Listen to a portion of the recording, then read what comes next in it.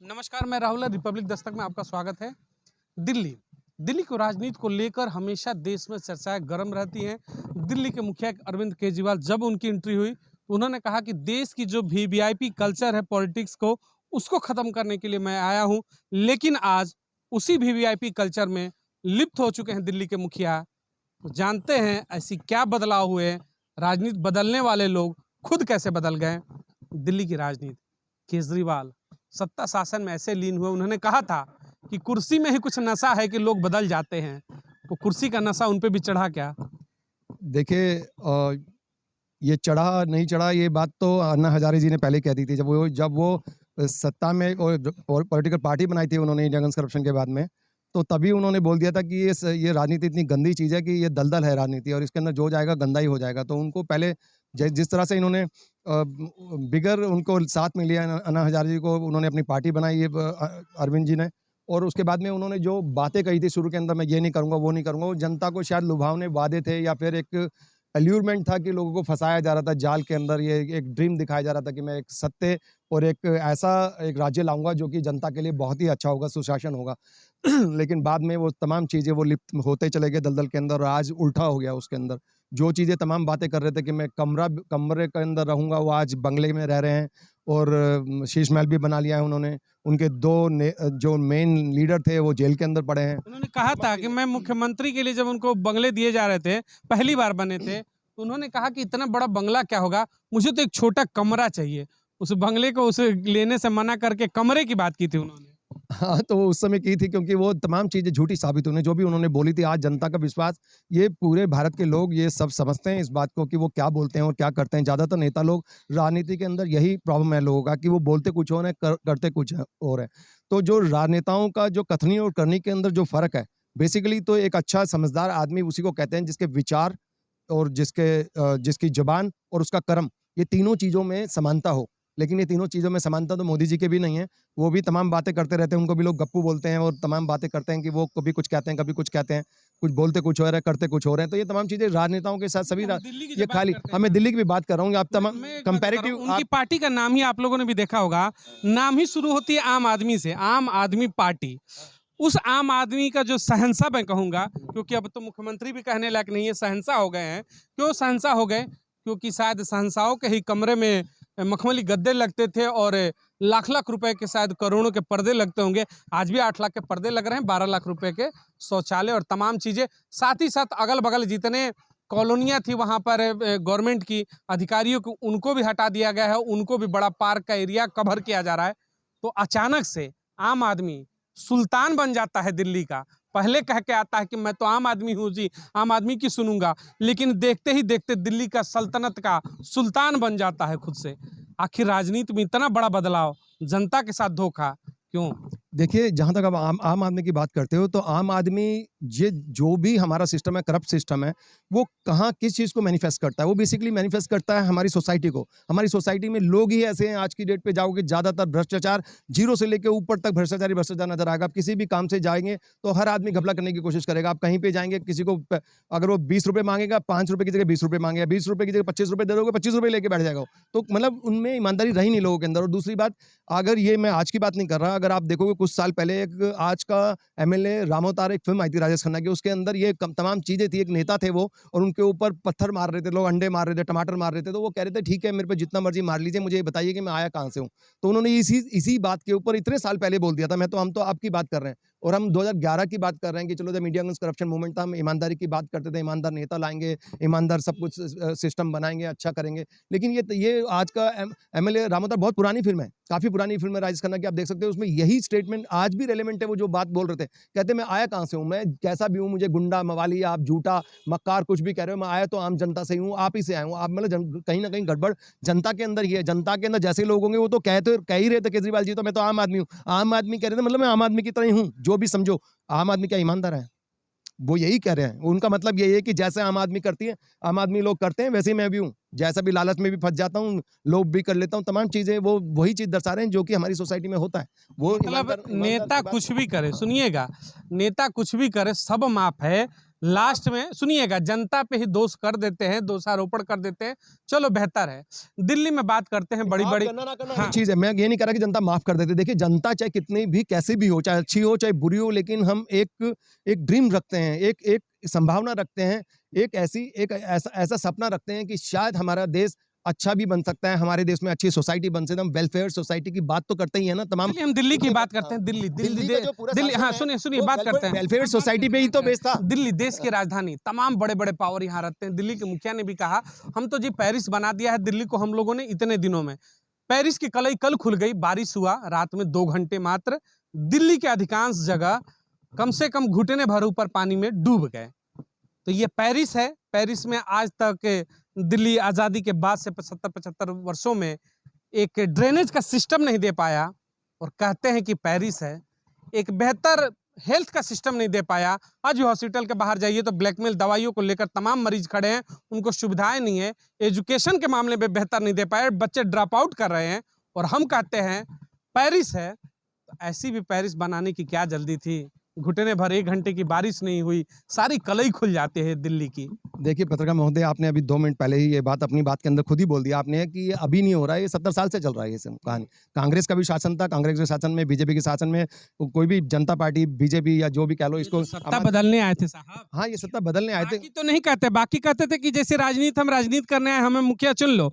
इन्होंने तो कहा था कि हम वीवीआईपी कल्चर ही समाप्त कर देंगे और हम पेरिस बना के दिखाएंगे, इसलिए सवाल इन पे है। हाँ तो लेकिन उन्होंने ये बोला कि हम पेरिस बनाएंगे, तो पेरिस हो सकता है कि उनके हिसाब से अभी बनना बाकी हो, लेकिन आपके हिसाब से? मेरे हिसाब से तो नहीं हो सकता। अभी ये कहाँ पेरिस है? आप जो बात बोल रहे हो, आप सत्य बोल रहे हो कि पानी भर। आप आम नागरिक हैं देश की, इसलिए पूछ रहा हूँ, दिल्ली वाले हैं।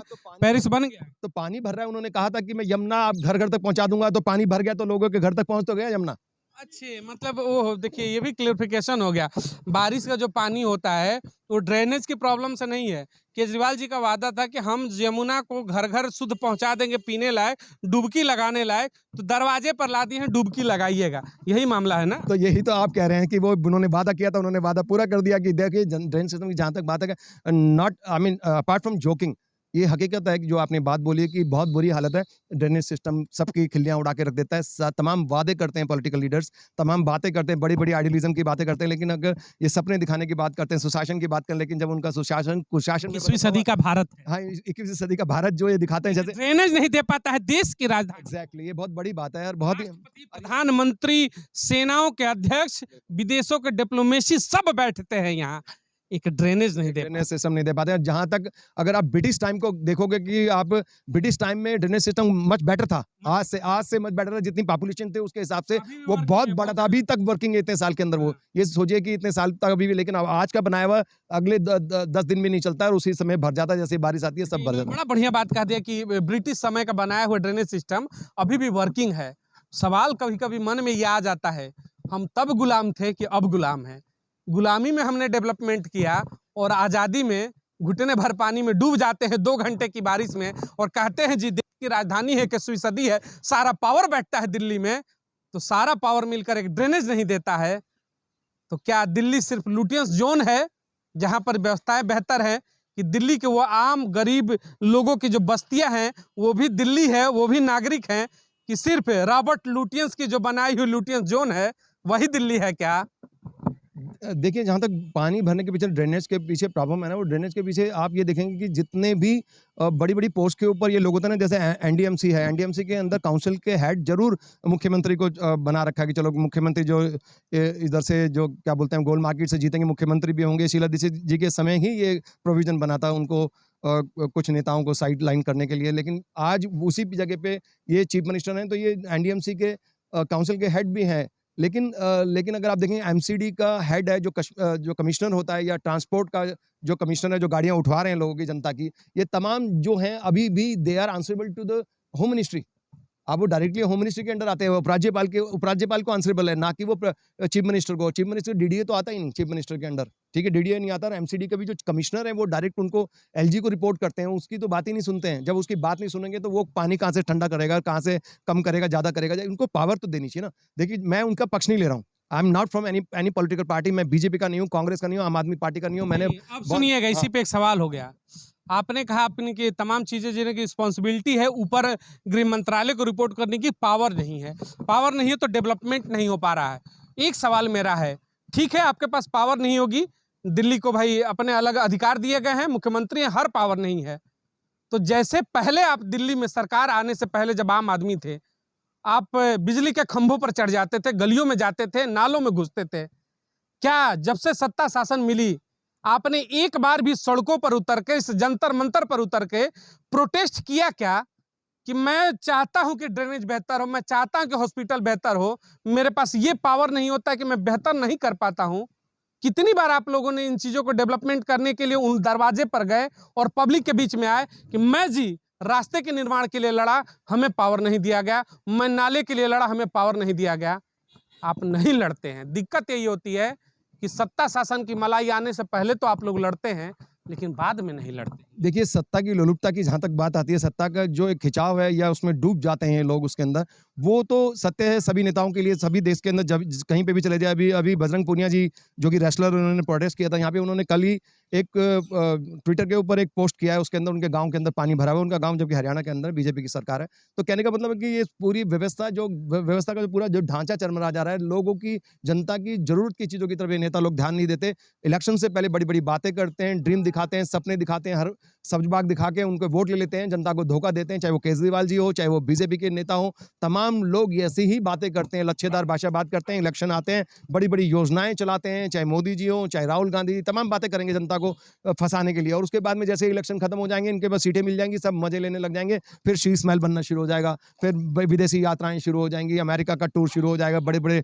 सेमीकंडक्टर की जो फैक्ट्रियां लगेंगी गुजरात में लगेंगी, वहाँ के लोगों को 5,000 जॉब मिलेंगे, गुजरात के लोगों को मिलेंगे। तमाम चीज़ें ये होती हैं और ये ऊपर से लेके नीचे तक होती हैं। आप किसी एक नेता को साइडलाइन करके उनको अटैक करते हैं, वो जस्टिफाई हो, कहने को अधिकार है जनता को, क्रिटिसाइज करना चाहिए। मैं कहता हूँ क्रिटिसाइज करना चाहिए। कोई भी आदमी जिम्मेवारी पे आता है तो उसके लिए लगातार उसको लड़ना चाहिए। मैं खुद चाहता हूँ कि जो आपने बात कही, मैं उसको एग्री करता हूँ कि जो पहले इलेक्शन से पहले आप जितने नालों में घुस रहे थे, बिजली के खंभे पे घुस रहे थे, वो अब भी करना चाहिए। इलेक्शन जीतने के बाद में अगर आपको लगता है कि आपके हाथ में पावर नहीं है, तो ये दर्शाओ ना, आप प्रोटेस्ट करो ना सरकार के खिलाफ में अभी भी। हाँ, दिक्कत क्या यही हमारा भी जनता के देखिए, साथ है। हमारी बात यही I है। agree with आप मुखिया हो, आप कहते हो कि ड्रेनेज सिस्टम के लिए आपके पास पैसा नहीं है। जब दिल्ली डूबती है, आप भी आओ, उस डूबे हुए जगहों पर खड़े हो जाओ, घुटने भर पानी में, और फिर प्रोटेस्ट करो। जनता मानेगी, जनता कहेगी कि मुखिया है, मुखिया देखो पानी में खड़ा है। हमारे साथ लेकिन मुखिया तो बंगले में है, मुखिया तो 8 लाख रुपए के पर्दे लगाकर गहरी नींद में सो जाता है।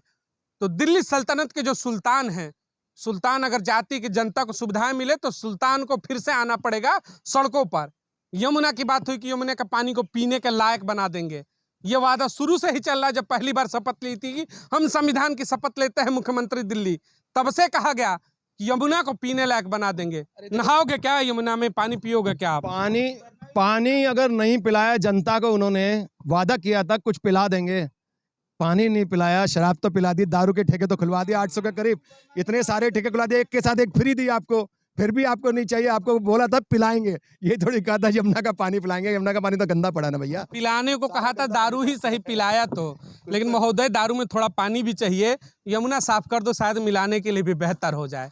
तमाम चीजें हैं, दिल्ली है और दिल्ली देश की राजधानी है। जिसको सब नहाना है वो आप हमारे मुख्यमंत्री जी का शीश महल बना हुआ है, उसके अंदर स्विमिंग पूल है। मुख्यमंत्री जी बहुत जल्दी एक योजना शुरू करेंगे कि जनता बना है, सुन हाँ, जनता उस स्विमिंग पूल में नहा सकती है। शायद मेरे ख्याल से चीफ मिनिस्टर को अलाउ करना चाहिए, जनता के कार्ड बना देनी चाहिए कि उस स्विमिंग पूल पे, वो कह रहे हैं जनता के लिए बना है। हमसे बात हुई थी उनके प्रवक्ता की, तो वो कहती थी कि ये कोई उन्होंने अपने लिए थोड़ी बनाया है, वो तो मुख्यमंत्री जी हैं, कुछ दिन बाद चले जाएंगे। मुख्यमंत्री निवास बनाया है उन्होंने, जितना भी पैसा लगाया है, ये तो मुख्यमंत्री नहीं है, वो चले जाएंगे तो कोई और आ जाएगा। मैंने कहा ठीक है, फिर हमारे लिए भी एक सोने का महल बना दीजिए, हम भी चले जाएंगे कुछ साल बाद। ये बड़ा इन्होंने खुलासा कर दिया। मुख्यमंत्री ने एक बड़ी खुशखबरी है दिल्ली वालों के लिए कि एक बड़ा सा स्विमिंग पूल बना मुख्यमंत्री आवास में। जाएं, आपको समस्याएं होंगी तो वो तो आम आदमी का दफ्तर है, खुला रहता है आम आदमी के लिए। लेकिन तमाम तंज के बाद मैं फिर से कहूंगा, दिल्ली है, देश की राजधानी है, देश के तमाम पावर यहाँ पर बैठते हैं, पक्ष हो विपक्ष हो, केंद्र के मुखिया हो या फिर दिल्ली के मुखिया हो, सारे सुल्तानों से एक ही सवाल है, दिल्ली है, देश में कुछ हो या ना हो, दिल्ली को तो बेहतर कर दो। कम से कम लगे कि राजधानी में रह रहे हैं। राजधानी होने के बाद भी लगता है कि कहीं दूर सुदूर पिछड़े एरिया में है। दिल्ली में तमाम ऐसी जगहें हैं। दिल्ली, फिर से कहूंगा, लुटियंस जोन दिल्ली नहीं होती है, पूरी दिल्ली दिल्ली है। कुछ तो करो। अब देखिए, उनसे बात हुई थी मेरी उनके प्रवक्ता से, तो वो कहती थी कि अरे भैया एक बात बताइए कि हमने 50 करोड़ का कर दिया तो क्या हो गया? सरकार तो उन नेताओं को देखो, बड़े-बड़े नेताओं को कि आप उन नेताओं को देखो, बड़े-बड़े नेताओं को, वो लोग तो 500-500 करोड़ का करते हैं, 5-5 हज़ार का घोटाला करते हैं। मैंने कहा क्या आप जस्टिफाई कर रहे हैं अपने क्राइम को, अपने इमोरल एक्ट को? क्या आप जस्टिफाई कर रहे हैं कि किसी अपराधी ने रेप कराया या हत्यारों को justify मर्डर कराया है, तो क्या आपको भी मर्डर करने का, रेप करने का अधिकार है? तो चुप हो गई, एकदम से भाग गई वहां से वो प्रेस कॉन्फ्रेंस को छोड़ के। उसके बाद एक सवाल पूछना चाहिए था आपको कि अंग्रेजों ने लूटा, फिर आप लूट रहे हैं, जस्टिफाई तो ये भी होगा। उन्होंने 300 वर्ष लूटा फिर तो क्या आज़ादी हम अभी क्यों तो मांगे? 13 साल भी नहीं हुए, लूटने तो महाराज फिर लूटो, दिल्ली है, कोई नहीं, सब लूटते हैं, आप भी लूटो। देश की एक और है, दिल्ली की ही आम जनता है। दिल्ली को लूटने का अधिकार चाहिए सबको, काम करने का अधिकार नहीं चाहिए। हम कह देंगे कि शीला दीक्षित थी तो ये दिक्कत हुआ, और हम हैं तो ये है, तो फिर अगला आएगा तो वो होगा। लूटेंगे सारे मिलकर, काम नहीं करेंगे। 2014 में 2 लोग आए थे फकीर, एक मोदी साहब, एक केजरीवाल साहब। वो देश को लूट रहे हैं और केजरीवाल दिल्ली को लूट रहे हैं। दोनों अपने अपने हिसाब से, अपने हिसाब से लूट रहे हैं वो लोग। संयोग देखिए दोनों दिल्ली में बैठे थे। दोनों दिल्ली बैठते हैं और मिलते एक भी नहीं इकट्ठा, मिलते आर पार में काम अपना अपना करते हैं। देखिए अलग अलग रंग है, अलग अलग लोगों के विचार है। 2 मुखिया 14 में आए थे, ये दोनों दिल्ली में ही बैठे, एक राज्य की सत्ता में बैठे, एक देश की सत्ता में। लेकिन फिर से वही मैं लौट कर आऊँगा, दिल्ली है, राजधानी है, शर्म हो थोड़ी, दिल्ली के लिए कुछ जरूर करो। दिल्ली बेहतर नहीं है, धरातल की हकीकत ये है। अपने विचार जरूर करिएगा, कमेंट जरूर करिएगा इसमें कि दिल्ली क्या वाकई में डेवलप हुई है, दिल्ली क्या वाकई में लंदन पेरिस हो चुकी है। तो जरूर अपनी तस्वीरें भी कमेंट में भेजिएगा। जय हिंद, जय भारत।